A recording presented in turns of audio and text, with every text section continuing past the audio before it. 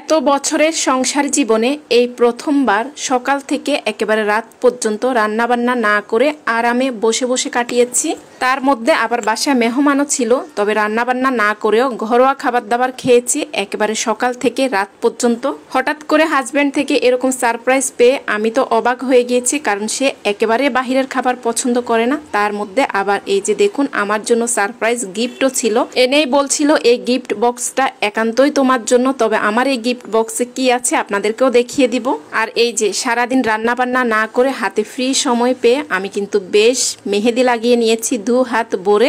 এই তো সকালে নাস্তা খাওয়ার পরে বসেছিলাম, সে বলল আমি দুপুরবেলা নামাজ পড়ে বাসায় আসব, খাবার নিয়ে কোনো রান্না বান্না করতে হবে না। আমি তো দরজা খুলে অবাক হয়ে গিয়েছি। তার হাতে বিশাল বড় একটা ডালা আর অন্য হাতে বেশ কিছু গিফট বক্স।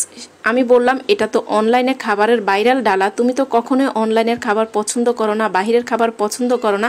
সে বলল আগে তো ডালাটা ধরো, তারপরে আমাকে প্রশ্ন করো।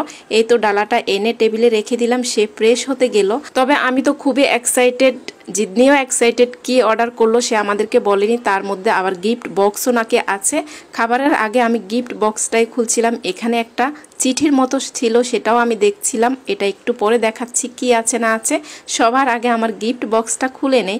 এখানে আসলে আমার পছন্দের জিনিস সে এনেই বলছিল এই বক্সটা তোমার জন্য।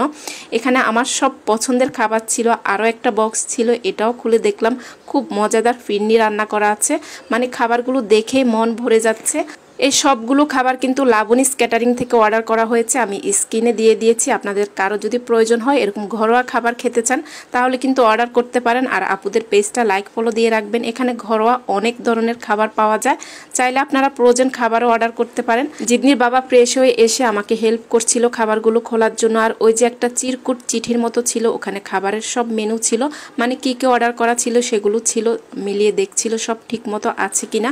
2টো প্যাকেজ অর্ডার করা হয়েছে দুপুরে, যেহেতু আমাদের গেস্ট আছে সেজন্য কাচ্ছি আর আস্ত মুরগির প্যাকেজটা মানে ডালাটা অর্ডার করা হয়েছে। এখানে অনেক ধরনের ভর্তা দেখতে পাচ্ছেন, ভর্তা আর খুদে ভাত, এটা আমাদের রাতের বেলার জন্য অর্ডার করা হয়েছে। যখনই বাইরের কোনো খাবার আনতে বলে বা বাহিরে খেতে হয় তখনই আমি একটা কথা বলি, এক বেলা তো বাহিরে খেলাম কিন্তু পরের বেলার জন্য ঠিকই রান্না করতে হবে। সেজন্য জিদনির বাবা বলল এইবার একেবারে দুপুর রাত কখনই রান্না করতে হবে না, 2টো প্যাকেজ নিয়েছি। আর এই তো এখানে আস্ত মুরগিটা আমি এখন কেটে নিচ্ছি, সার্ভ করার জন্য সুবিধা হবে। দেখুন জিদনি কত খুশি। বাসায় যে গেস্ট আছে তাদেরকে প্লেটগুলো আমি প্রথমে সাজিয়ে দিচ্ছি, তারপর আমার কিছু প্রিয় মানুষ আছে তাদের জন্য দিচ্ছি। এখানে এই ডালাটা কিন্তু 4 জনের প্যাকেজ, তবে আমরা কিন্তু 6 জন খেয়েছি একেবারে তৃপ্তি নিয়ে। অল্প দামে এত বেশি খাবার পাওয়া যায়, আমি তো অবাক হয়ে গিয়েছি। তবে আমাকে সঠিক দামটা জিদনির বাবা বলেনি, যেহেতু সারপ্রাইজ ছিল। সেজন্য আপনাদের কারো দাম জানার প্রয়োজন হলে আপুদের পেজে নক দিবেন। আর এই যে চাটনিটা দেখাচ্ছিলাম, এটা এত বেশি মজার হয়েছে কি বলবো। আর সাথে পিন্নিটাও, মানে প্রত্যেকটা খাবার মনে হচ্ছে যেন বাসায় রান্না করা, মানে আমার নিজে হাতে রান্না করা, যদিও এগুলো বাসায় রান্না করা।